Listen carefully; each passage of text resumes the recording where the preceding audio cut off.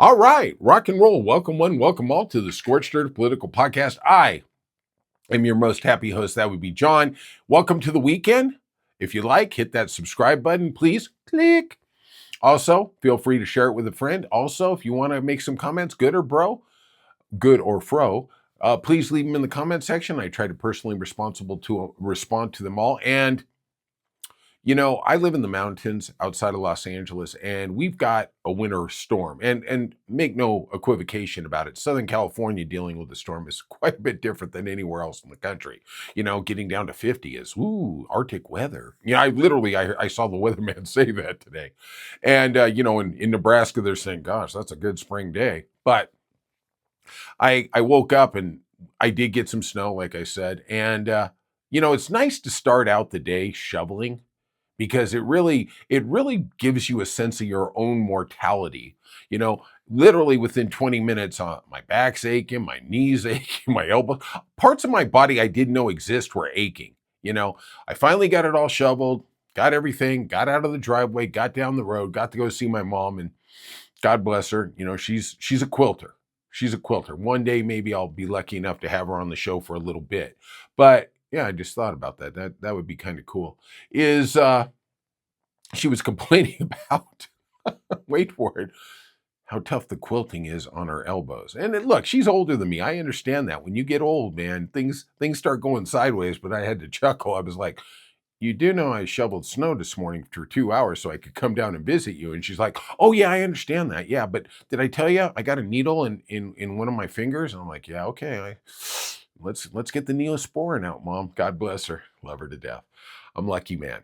All right. Like I said, it's the weekend. I hope you're having a good weekend. I hope your week wasn't too terrible. And let's get to it. Let's burn it all to the ground. We are your Scorched Earth. And obviously, Friday. Friday was the big day. Back last April, there was Liberation Day. Donald Trump rolled out all his ominous tariffs on the rest of the world that he was not able via the Constitution to do. Today was Friday. We're doing this on Friday night. You'll see it on Saturday. This was our Liberation Day because now finally we got extracted from the illegal taxes that he put on us, the American citizens, and American corporations. Yeah. Hallelujah. Little late to the party, Supreme Court. Now, it was a 6-3 decision. And basically, the Constitution says that anything that has to do with money, whether it's budget, whether it's taxes, has to be approved by Congress. Basically, the way the framers set up the Constitution was theoretically, philosophically, let's put it that way. The executive branch would kind of chart the course. And then if they were in agreement with the legislative bodies, they would come to an agreement. The legislative body would allot the money to fund the such program. And then as a final check, we had the Supreme Court of the Judiciary to oversee it and make sure everything was legal according to Constitution, Bill of Rights, different legal precedents that have been set. Well, the Supreme Court said, no, Donald Trump could not do what he did. If you remember correctly, and I'm sure you do, last January when he came in with sweeping tariffs. That, I think, during the campaign, let's be honest, whether it's a Democrat or a Republican, they're going to downplay things. They're going to say things for sound bites. And they really had something about affordability, which of course now Donald Trump says he's fixed. Sometimes I need a chuckle during the podcast. But he also talked about tariffs. Now, the basic thing is we are paying for those tariffs. Now, most statistics seem to indicate we pay between 80 and 90% of the tariffs. Corporations did absorb anywhere between 10 to 20% of that actual cost. But corporations aren't going to keep doing it. They have profit margins they're going to adhere to because they have stockholders, they have CEOs, they have participation programs that, they got to fund all their rich buddies, right? Let's call that. But me and you, we got no recourse. We go to Amazon. Remember the big pushback last year when Amazon was actually going to put the tariff fee along with every item on their site? And the White House lost their S. They lost it on a huge way. Oh, people cannot see what is going on. It's kind of like I was talking to my mom today, and basically, it's like you buy a house, right? And we were talking about that. And she was like, "How do these people afford the property tax, or how do they afford the insurance?" And I said, what happens is it gets bundled in your package, and you really never know what that cost is. You just keep paying it every month, and hopefully there's nothing you owe at the end of the year, right? Well, the tariff, they bundle it in. You don't really know what it is. Yeah, it's an abstract quality, but it's a real tax that we're paying. And as we found out somewhere, because the administration, on days when they want to talk about how great the tariffs are, the number that they've accumulated is anywhere between 160, 180, 200 billion dollars. And then when they want to minimize how much they've taxed us, it's like 100, 110, 120 billion. It's still an enormous amount of money. By most calculations, the revenue they're generating is somewhere between 20 and 25 million dollars, billion, excuse me, a month. Now, remember that most of the tariffs really didn't start until the end of August. The Liberation Day started in April, and then the markets, put the middle finger up, and Donald Trump said, "Oh, well, I better hold off on this." And then they started to negotiate different deals. Now, they didn't get their 90 days and 90 deals, but basically with the big traders, they got new tariffs at the end of the year. Now, let's get to it. The Supreme Court, in invalidating his tariffs, why was Trump, we're going to get into all this, why was Trump so angry? Well, in anything, if you're in business or if you're in politics, it's about one thing, it's about leverage.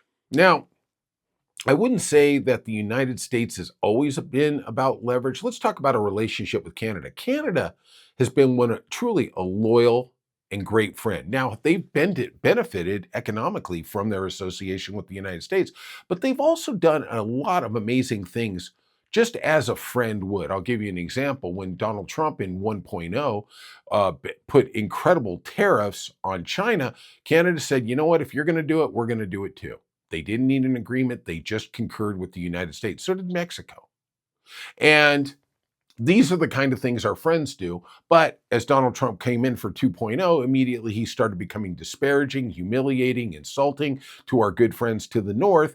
And basically now they've cut their own deals. They've kind of moved around the chain. So let's talk about the Supreme Court. This is obviously a big shock. Now, if you watch this podcast, I told you absolutely unequivocally, when Donald Trump started doing Truth Social post at 1, 2, 3 o'clock in the morning and try and tell me he doesn't have sundowners. Yeah, right. Oh, he's just a hard-working 80-year-old dude. Yeah.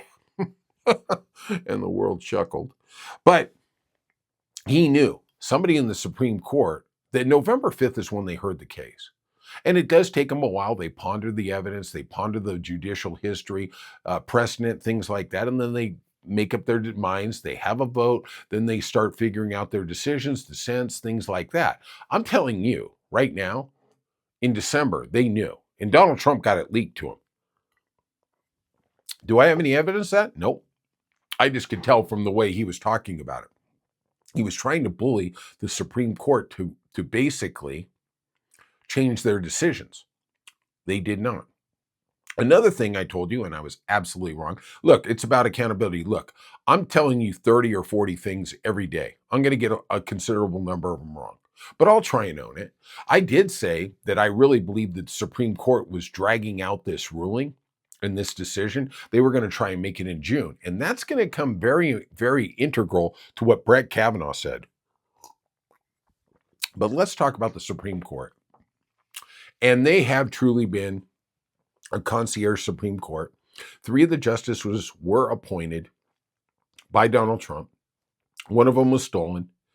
2 of them were legit, but 3 is still 3. He had Clarence Thomas. He had the bag man. He has literally on his worst day, he's got 5 votes. And I think he was surprised. He thought they were all going to fall into line, just like Congress, just like the Senate does.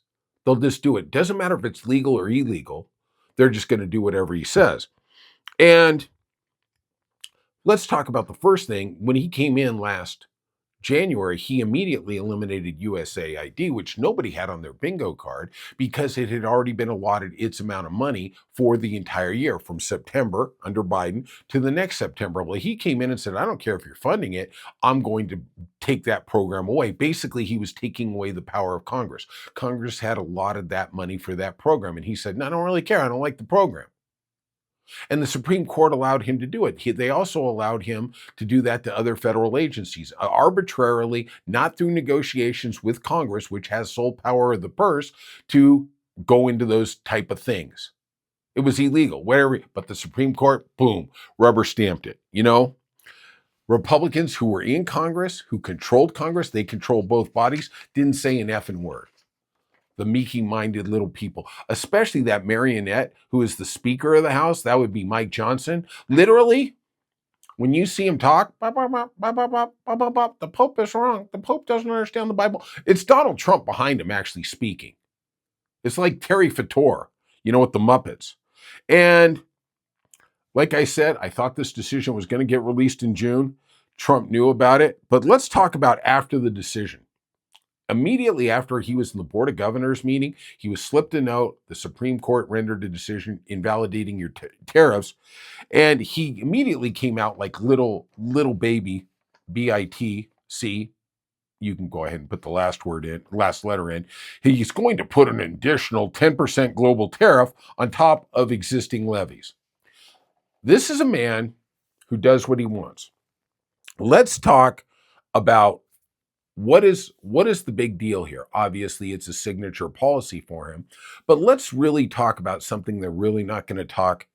How many times can I say talk in literally 12 words? I think I might have just set a record. But why was he so angry?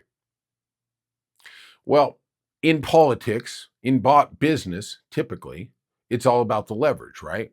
Well, this was an incredible weapon. This was an incredible billy club against other countries to basically get more grift. You know, like we saw with, I believe it was Switzerland. He just arbitrarily in the middle of the night decided he was going to put a 30% tariff on it. And next thing you know, literally, they came into the White House with gold bars, a Rolex desk clock, and all kinds of goodies. You think the goodie bag at the Oscars is great? Huh. That ain't nothing compared to what rolls into that White House when he would say tariffs. Well, now maybe he doesn't have that weapon. Now he's in, and make no mistake, when we're talking about the country of Qatar giving him a $400 million jet, Vietnam giving him a golf resort, Qatar again giving him a golf resort, This is no small thing, right? I mean, we're not talking about the local municipal pitch and putt. We're talking about extravagant golf resorts. And they're literally giving it to them. Well, why? Well, okay, this just in, they kept their tariff rates at incredibly low numbers. I think Vietnam actually got theirs reduced. They were at, I think, 15%. It got reduced down to 12 or 11%, something like that. Wow, I wonder how that happened. Oh, magic hands, right? So Donald Trump got punched in the face. Now he has less leverage on the world stage. And I think it did come as a shock to him. I thought he could bully the Supreme Court. And honestly, I'm going to be probably the only person who's going to say this. I can't believe it was 6-3. It is so blatantly obvious in the Constitution that this is the sole province of Congress. Now, look, presidents will negotiate the tariffs, then they take them to Congress to get approval. He can't arbitrarily do it, put the tariffs in, and then say, hey, this is what we're going to do. You know what's funny, and nobody's talking about this either, is back in July when we passed that insane, big, beautiful bill, they were talking about how cutting taxes were so great and how amazing it was. And then, on the other hand, they were saying, well, this tariff tax is going to be so great for the economy. Like, make up your mind. Are taxes good or are taxes bad? I personally am in the camp of taxes are necessary for us to have a vital democracy. I'm not sitting here, I'm not going to start arguing about policy, but let's get something straight. You know, I'm here in California, Tom Steyer, who's running, he's trying to be the progressive. And I've actually talked to Tom Steyer Steyer back in the day in a chat. And he is talking about next year. He is really rallying the flagpole to be the progressive candidate in that next election. That he wants to tax corporations up to 27%. I'm like, okay, they'll find out a way. Instead of doing, stock buybacks, employee bonuses, executive bonuses, which is really where most of the money goes, let's let them start paying their taxes. Fun fact, most of the Fortune 500 pay no corporate tax. Like we did that story a while ago about Amazon. Their tax rate got cut from $9 billion down to, I believe, $1 billion or $2 billion after the big, beautiful bill. Wow, Amazon can't afford it. They got money for the Melania movie, but they don't have money to pay for taxes. All right, let's go. The Supreme Court, and once again, obviously has endorsed and abdicated the Constitution in his immigration policies. I think the biggest example of this would be the Fourth Amendment, which basically stops them from unreasonable search and seizure. But when it came to ICE, when it came to their migration policy, the Supreme Court, and especially Brett Kavanaugh, said, hey, you're brown. That's good enough to get picked up. It's kind of like we used to see the racial profiling, and I'm sure we still do. They just hide it a little better, about driving while black. That literally they just pull you over because you're black. And if you have any black friends, ask them if they've had that talk. Because I'm going to tell you right now, I never had that talk as a white human being, as a white American citizen. My parents never came and go, hey, be careful. You're white.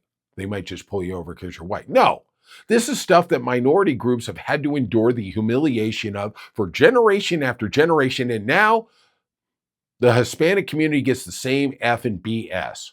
The little 5-year-old precious Liam Ramos, in the cute little blue cap, who got basically exported to Texas 1,200 miles away from his own driveway. Wow, doing a hell of a job there, ICE. That's a real corrupt criminal. Let's get to it. But like I said, they waived the Fourth Amendment for them there. Also, one of their big ones was in 2024. They gave Donald Trump presidential immunity, basically saying anything that a president does while he's in office is immune from criminal charges. Well, I can tell you this right now. They just did that for Donald Trump. As soon as a Democrat gets into office, they're going to find a way around that. There's going to be a way somebody can bring quote unquote criminal charges. Fun fact, Joe Biden didn't get any impeachments. He's 2 behind. So is Barack Obama of our boy, Donald Trump. And when we take the House in November, Donald Trump says, they'll find me something to impeach me about. Yeah, we will. Literally, we're just going to pick up the paper and we're going to find 10 effing things that day. Literally, I'm going to get carpal tunnel writing about all the potential impeachment charges against Donald Trump, and I will be a happy human being. I will. But after the ruling, Donald Trump called the justices that ruled against him, and basically he was talking about Amy Barry Cohen and Gorsuch, that he pointed as a disgrace to our nation.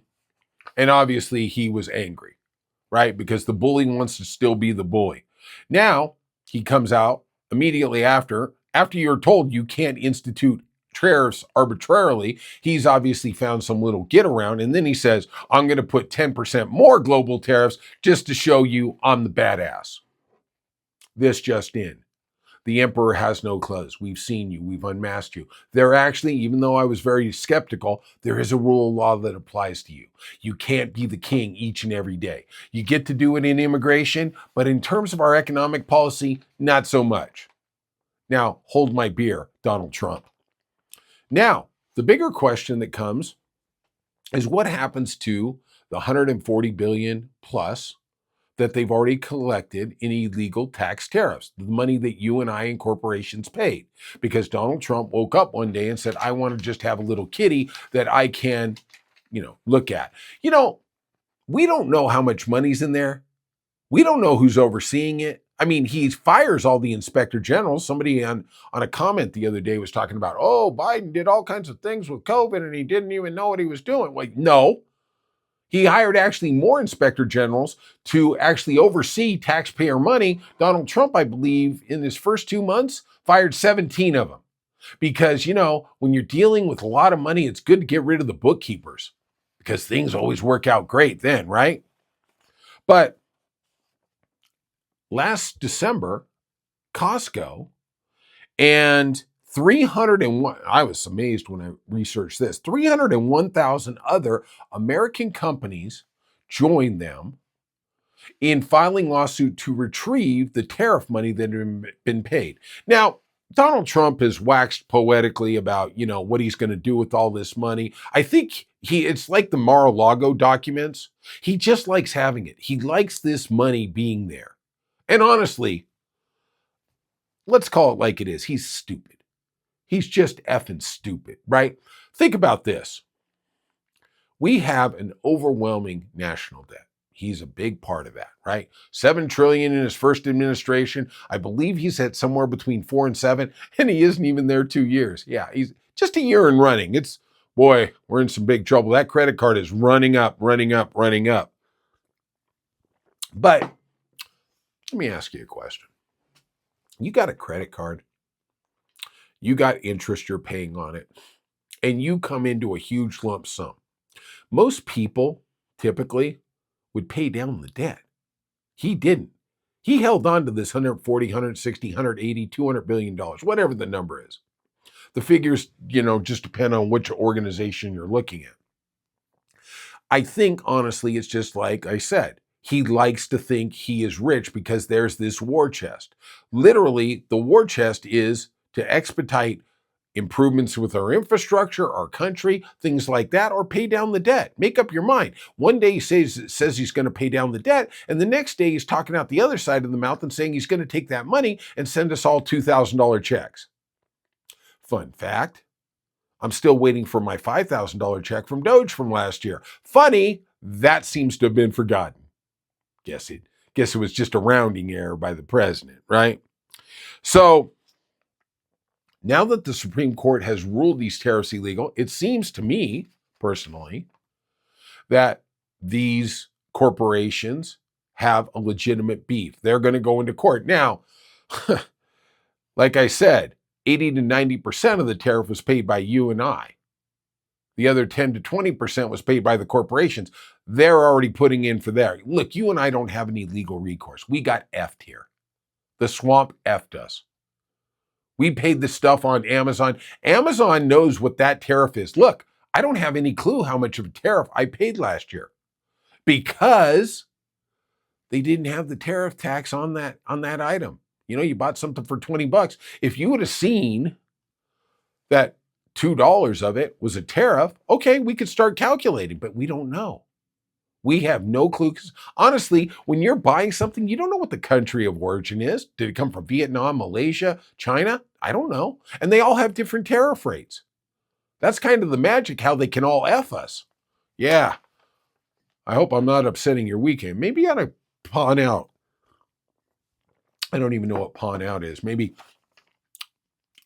put me on mute for a second. But Trump said, he is such an ignominious prick.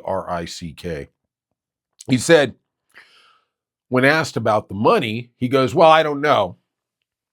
I guess it gets litigated. It'll take a couple years for everybody to get their money. So make no equivocation.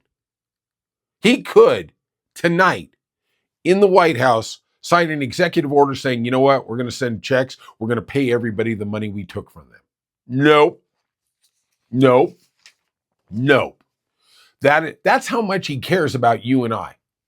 Our money, he illegally took, and he still won't give it back to us. That's the Donald Trump thing. The Donald Trump thing of, I stole from you, now you got to go to court to get it back. The same thing with the Trump organization, the lawsuits there. The same thing with Trump University. I mean, just all the stuff. His game plan, and this is what he did in the 4 years when thankfully he wasn't our president trying to destroy our country. He basically, everything was litigation. Let's drag it out. That's what he's doing. He's telling you about your money that you rightfully deserve. And By most estimates, the average American paid somewhere between $1,200 and $1,800 last year in tariffs. Like I said, you don't know everything you paid a tariff on. When you went to Home Depot and you bought some wood or you bought a fixture, you paid a tariff, but they don't have a price on that. You know, most people don't think they paid that much. You paid a lot of money on tariffs. You just didn't know it. When you leave the store, a grocery store, a hardware store, a clothing store, you go, God, man, things are more expensive. Well, what if you knew when you were leaving, 20% of that money was because of a tariff? They hide it inside there. And it's utter BS. I'm just trying to I'm trying to keep my obscenity down. It's almost Lent. You know, I gotta keep my thing going, right? Even though I'm not a Catholic anymore. He also, like I said, he said the tariff money was going to be used for the debt, $2,000 checks. And he did make some interesting things in the last 2 months. He kept saying, we're going to give you tariff checks at the end of the year. And one thing I pointed out is, isn't it funny? Don't you think those tariff checks are going to come right before the election? Like, you know, we talk about ICE going to the polls and trying to intimidate us to not to vote, which absolutely is still a threat. But also, let's put a little greaser in there because his policies are so unpopular. They're so anti-democratic. Literally, the Republicans are literally being shot like fish in a barrel when they go to the polls and when they face the voters. They're not even doing town halls anymore. They are that wildly unpopular that, you know, hey, maybe one way we can stem it, the horrible poll numbers, is throw everybody a $2,000 check the week before. Yeah. Okay. Well, now they don't seem to have that option. Now we're going to find out what it is. But here's what I really like to talk about. Another thing. And in his dissent, an interesting comment was made by Justice Kavanaugh. Now, he's the one who was accused of sexual assault in his confirmation hearings back to his days in Northern California. And, you know, boys will be boys, you know. You want to be in the Trump Club, I don't think you're actually allowed admission if you haven't sexually assaulted at least a dozen girls. But, oh, wait, he was just taken after his papa, Clarence Thomas. How you doing there about Anita Hill? Yeah. You know, I remember when that went down, and I don't think we understood what we were seeing, but it was really the beginning of the true Me Too movement that, you know, sexually harassing women wasn't cool anymore. Even though the Senate did confirm that grifted mother effer, Clarence Thomas. But Kavanaugh said in his dissent, he was one of the three, and honestly, it should have been 9-0. I mean, it's literally like, let's have a court case on whether slavery is good. Literally, these three clowns who are Trump acolytes would have said, well, you know, slavery ain't cool, but, you know, there's some precedent, blah, blah, blah. You know, we don't want to undo the system, blah, blah, blah, blah, blah. F you, and then F you again. But here's what Kavanaugh said. And this goes to show you the corruptness of the three. That's actually a little more than that, but let's just stay with the three. He said, nothing today about the government should be so about returning the billions of dollars that is collected from importers, and the process is likely to be a mess. Yeah. So what he is saying, this is a Supreme Court justice, right?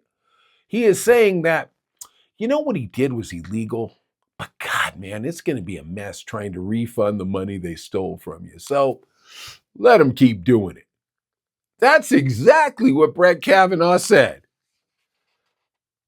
Wow. So let's go back to the slavery. You know, if he was one of the justices talking about the constitutionality of slavery, he'd be like, well, you know, slavery ain't cool. You know, it's kind of illegal, but I don't really want to upset the economic farms of the South.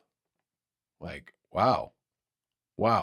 That's exactly what this magnanimous intellectual POS just said.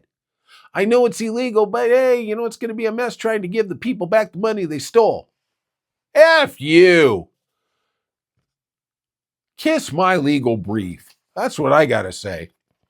Now, going forward, where's Donald Trump go with this? Well, like he said, he was going to impose 10% tariffs, more additional, just to show everybody he's still Big Bad Donnie, because, somebody took away his toy, so now he needs to steal another toy.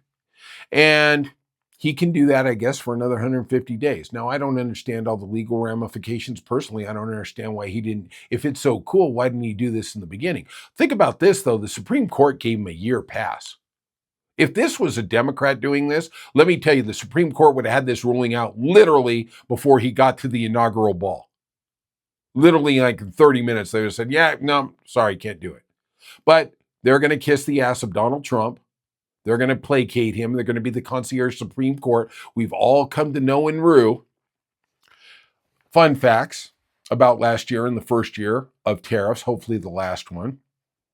The trade deficit actually in America went up. Wow. Isn't that fantastic? Wow. The thing he said he was trying to get down to zero, and look, a trade deficit isn't what he portrays it to be.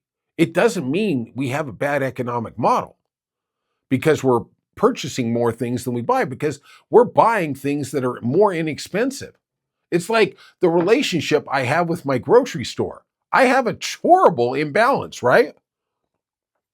Or with Amazon. I go to work, I get the money, I have a horrible trade imbalance with them. They pay me money for services. Then I go to the store and I spend that money. The store ain't giving me nothing except the goods. That's exactly what a trade is. Trade globalization has definitely helped our standard of living in the United States, especially in the last 30 years. No doubt about it. But because of these tariffs, also other countries are pivoting around the United States. Instead of being integral and loyal partners, now we see Canada making its own trade deals with China. They're also going over to Europe. They're saying we cannot trust the United States. Can't blame them. Can't blame them a bit. Also this week it was announced Mexico had displaced Canada as our biggest trading partner. And it's basically because Canada's going, okay, Canada's played for it long enough. They've got kicked in the mouth, they got kicked in the groin, and they said, you know what? We're going to find another way. And they actually have a serious leader, Mark Carney, former banking head. I mean, this is a sharp guy. Let me tell you something. If we get into 3D chess and we got Donald Trump, all I can say is figure out how you can become a Canadian citizen, because they're going to win that game. Also, we're going to see, the U.S. economy slowed down precipitously in the fourth quarter of 2025. It only increased at a rate of 1.4%, which on the surface doesn't really seem that bad. It seems pretty good. But listen to these numbers. In the third quarter of 2025, the economy roared at 4.4%. This is before the tariffs actually went into effect. Like I said, they went into effect at the end of August. The third quarter is basically September, August, and July. We basically hadn't even started it. But also the second quarter, we had a 3.8%. So literally, we were down 50, 60, 70% in fourth quarter GDP. The tariffs had started to take effect. And maybe getting rid of these tariffs, which I think the biggest reason Donald Trump is angry, is not because he cares about me and you, because it allows him the leverage to get more grip from other countries. I really believe that. I'm sorry. Sorry, not sorry. I think this is his leverage to be able to extract money for his personal fortune. Yeah, I said it. You're not going to hear it on anybody else's podcast, and I'm telling you, it's the truth. All right, let's pivot from the train wreck that is America under Trump 2.0, and let's go over and look at the UK. I got to say something. I love the UK. Love me some UK, especially when it comes to the Epstein files. A lot going on there. Pam Bondi, Tom Blanche, all our top justice officials have told us nothing to see in there, nobody to indict, no conspirators. Yeah. You want the co-conspirators? You want people to indict? Just take a dart, throw it at somebody's picture in the Trump administration. Trust me, they're in the files. Yeah, they are, including Donald Trump. Who was the congressman last week who said he was named over 1 million times in the files? But I digress. Now the UK police are looking into sex trafficking at London's Stansfield Airport. We reported that the other day. Also yesterday, we're doing this podcast on Friday night. Yesterday, they arrested Prince Andrew, former Prince Andrew, because literally King Charles, his brother, knows there's something going on, and he is literally trying to get away from him. He is trying to get away from him like you try and get away from your crazy ex. Like, if I see him in the mall, I'm running the other way. Yeah, I get it. That's what he's doing to his own brother, his only brother. He said, Charles is saying to himself, if I want to keep the royal kingdom going, I got to kind of cut bait here. I'm going to put him in the escape pod, and I'm going to shoot him with SpaceX up there to Mars. One-way trip. Now, reporting by the BBC says that UK police are questioning people in Andrew's security team as possible witnesses to the sex trafficking. Now, this is a really interesting development. Let's come back to America. We have 1,200 girls who have claimed that they have been sex trafficked. Okay? Originally it was 100, then it was 200. Sorry about that. Now we're seeing 1,200. There might even be more. There's brave women who are scared of the powerful elite and they don't want to come forward. And I don't blame them. I don't. I'm not one of these people you see on all these podcasts. They should come forward. Well, you know what? Society isn't kind. The system isn't kind to people who don't have money, who don't have power, who don't have access to it. Just because they abused you, took advantage of you, doesn't mean you got a chance. The system is still slanted, especially against minorities and women. Don't you ever believe for a second it ain't. And as we're seeing with immigration, it's getting more slanted. But here's what I'm talking about, is we're talking about a lot of very powerful men who are in the Epstein files. Elon Musk, Howard Lutnick, Donald Trump, Epstein, Lex Wessner, right? And it was kind of cute. The House committee that's investigating his involvement with Jeffrey Epstein, and he is knee deep in it. He actually was so deep, he gave Jeffrey Epstein power of attorney over his billion-dollar empire. Really? Who the F does that? But the House committee is investigating his involvement with Jeffrey Epstein. They went to his house in Ohio. This is the same committee run by James Comer that's making the Clintons come to Washington, D.C. Explain that to me, Batman. The Clintons got to go to Washington, D.C. and testify, and they're fighting to do it in open hearings. And Les Wexner got to do it in his own house with his lawyers there behind closed doors. Wow. Must be nice being a billionaire, deeply entrenched with the Trump administration. But let's get to the security team. What is the security team? Yeah, I know I'm really breaking new ground here, but stay with me. The security team is basically protecting you. They got a protectee. They got somebody. They do not get involved in whether things are right or wrong. As we saw with the P. Diddy scandal, he had a lot of bodyguards. And the fun thing was a lot of them testified against him, ultimately resulting in a criminal conviction. Well, now let's talk about these powerful men. How many people do you think are in the security detail of just say somebody like Elon Musk? They file reports. They've seen things. Well, okay. They're still in his employ. He's paying them huge money. I'm sure he's giving them bonuses now because he's scared of what they've seen. What about Jeffrey Epstein's security detail? I'm sure he had a huge one. Now we have these people, and what you got to do is, like we talked about Donald Trump having leverage over these other countries. Now the UK, as they are investigating and they are talking to the security team for Prince Andrew, they just need somebody to crack. First guy to crack gets the deal. That's what law enforcement always tells you. Now it's a race. And now we're going to find out some stuff. I am wondering why these states, and I talked about it the other day, and if you don't listen to this every day, shame on you. That why aren't these states, New York, New Jersey, Massachusetts, Virginia, Maryland, that are liberal, why are they not investigating the flight logs of these private planes and see if these, and corroborate it with these 1,200 victims to see which of these girls were brought into these airports on these planes? That is sex trafficking.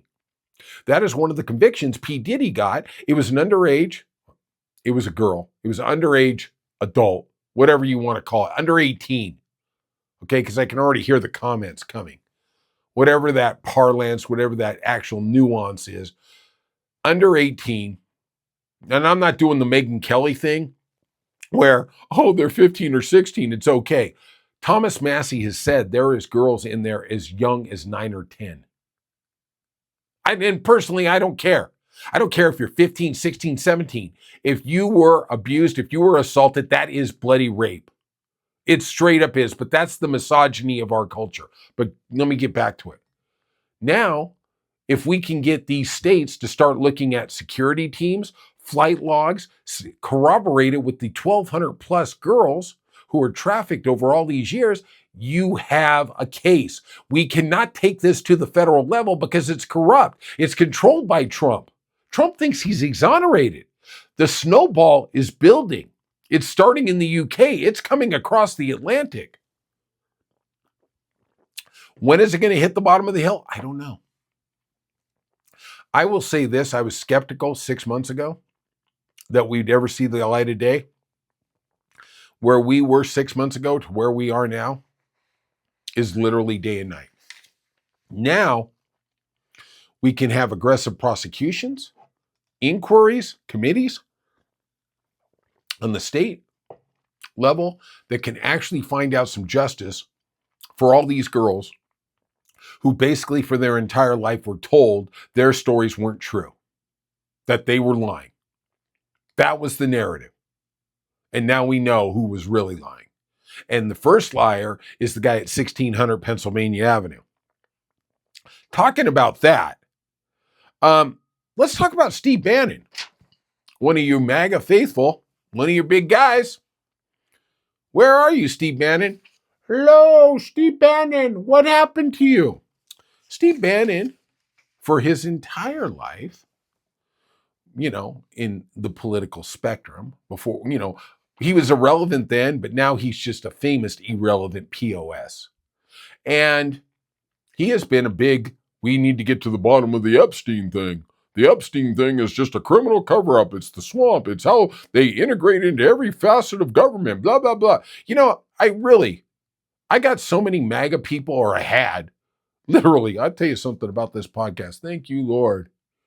It's like a clearinghouse for MAGA. I got rid of all that trash, that MAGA trash. Thank you, Lord. Thank you, Lord. And to my two liberal friends, thank you. Thank you. S&C. Thank you very much, right? So, Steve Bannon on February 9th said in a podcast, we need to make an example and not let this go. Oops. Now, I'm bringing up this date because on January 30th, in the latest release of the tranche of Epstein files, we found out that he had a very close and personal relationship with Epstein for the last 15 years. Hundreds, if not thousands of emails. But on his daily podcast, he has not talked about the Epstein files. He vaguely talked about it, like I said on that February 9th podcast, that we need to get to the bottom, but he never has addressed his own involvement of it. Well, he kind of did this week, and it was kind of cute. But let's go back to 2019, when in a text that was discovered in the recently released files, Bannon told Epstein we should just want this whole thing to go away. I got a funny feeling. Bannon did a lot more than just text. Yeah. Let's be honest. Anybody as ugly as that mother effer, he's got to traffic to get something. Let me tell you. And let me tell you something. Any girl who had to even be in the same room with that repulsive POS, God bless you. I hope you take that mother effer for $50 million in a defamation and denigration lawsuit. But I will pull back. Because he's scum. Make no mistake about it. Steve Bannon is scum. And then when you get to the bottom of scum, he's the scum below that. But this week he told the New York Times, and it's nice to see him actually be able to talk to somebody in relevance, that the reason there was so many communiques, and if you're drinking any water, if you're drinking anything, you may want to pull back on that. If you're having a cocktail, which believe me, I understand that. These are trying times. Hold on, I'm giving you a little. This is in the business what we call an alert, okay? 1, 2, 3. Okay, we're good. Now, he told the New York Times that the reason he had so much communication with Epstein, it wasn't about money, it wasn't about girls or anything like that. It was because he was working secretly on a documentary, and that's how all these communications should be viewed, because he was trying to get to the bottom of the Epstein conspiracy and the horrible pedophilia that was going on. He told that to the New York Times this week. He claimed he had 50 hours of footage that would destroy and eviscerate Epstein. Now, his last communique was right before Epstein killed himself. Yeah. In 2019, I guess the first question, I guess the New York Times maybe asked it, but I didn't see it in the article, was that, why you been holding on to it for 6 years? Why haven't you said anything about it until your name was deeply associated with him in the January 30th tranche of emails and texts that were released? I guess he's still working on it. He's doing a lot of editing. Sure are. Trying to edit yourself out of Epstein's life. This just in. It's not going to work, Steve. You're not that gifted. You're a criminal, you're scum, and you're a pedophile sex trafficker. But let's move on. In the White House, we got the loony Laura Loomer, and believe me, this lady is BS crazy, said Bannon should be 100% forthcoming. You think that's even a thing? Michael Flynn, the disgraced former national security chief who, likes to cut a couple side deals with Russia while he's working in the closest position to the president of the United States, says an explanation is long overdue by Bannon. Yeah, sure is, buddy. It's funny how you see all these people in the Maga world, man, they get out the sharp knives when they see somebody wounded. I love it. I love the circular firing squad. Bannon's got to go. Marjorie Taylor Greene, trying to somehow rehab that reputation that is on the rocks, said no excuse for him having such a friendly relationship with Epstein post-conviction. And, okay, girl. But let's talk about where Bannon is today. He still has his daily show on Real America Voice, which, okay, I guess that's a thing. I thought it was made up, but I guess I did some research and I guess it's real. Also, in emails to Epstein, this is really good. Bannon talked about his plans to take down Pope Francis back in the 1819 year. And let's be honest, this is how effing stupid Steve Bannon is. Because if the priest-child pedophilia scandal didn't bring down a pope, I seriously doubt him with his incompetent hands and incompetent mind is going to have a shot at that. Trust me. Good luck getting rid of somebody in the Catholic hierarchy. An insider from the Trump administration White House said Bannon is too big to really suffer any repercussions, and maybe that is. Look, MAGA is this bubble, and all you got to do is keep 20 or 30% of that bubble, because that's all that matters. I mean, Mike Lindell's still a thing. Mike Lindell. Laura Loomer's a thing. Laura Ingram's a thing. Ugh, God, I want to throw up. Back in 2019, Bannon communicated to Epstein, and this is what he said. right before his death. We need to push back on the lies, then crush this pedo trafficking narrative, then rebuild your image as a philanthropist. Oh, that's going to be a hell of a documentary, Steve. Can't wait to see it. Oh, you're a hell of a gifted guy. You know what? I was going to leave, but I got one little tidbit for you.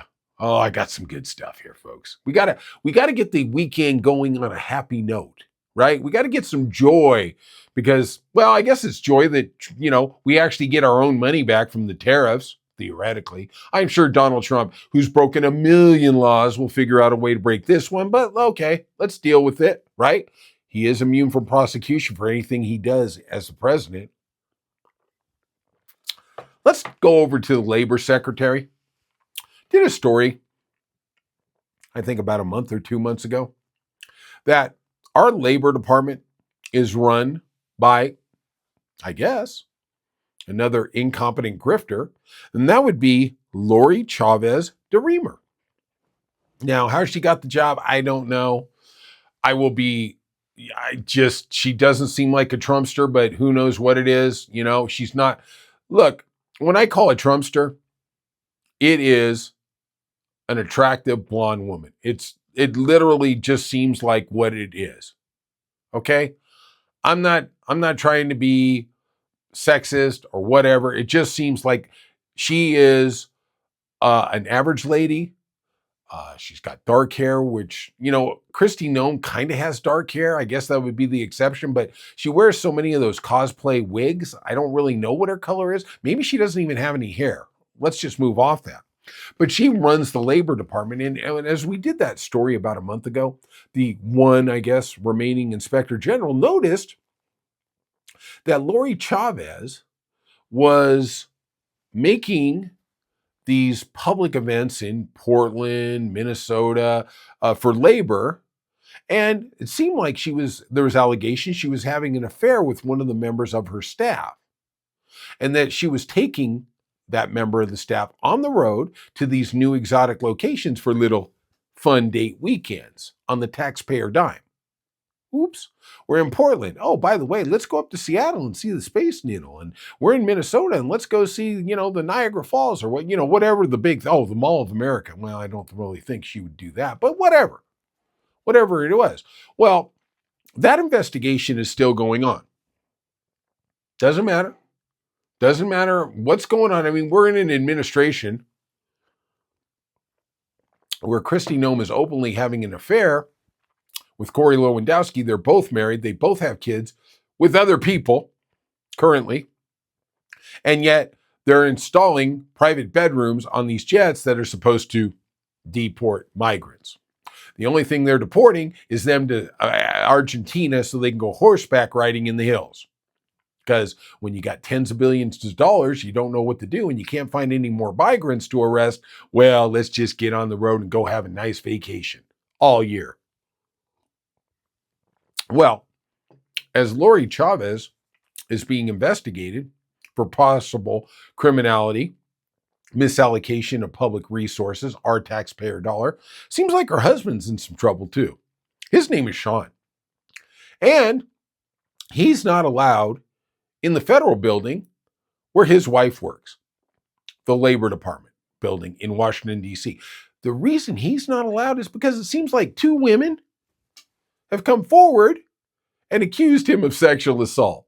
And honestly, what makes you more of a Trumper than having multiple sexual assault charges against you? I think, just off the top of my head, he's about 30, 40, 50 behind Trump that we know of. This is what we call Trump light. Well, it seems like one of these sexual assaults, groping, whatever you want to call it, was caught on camera on December 18th.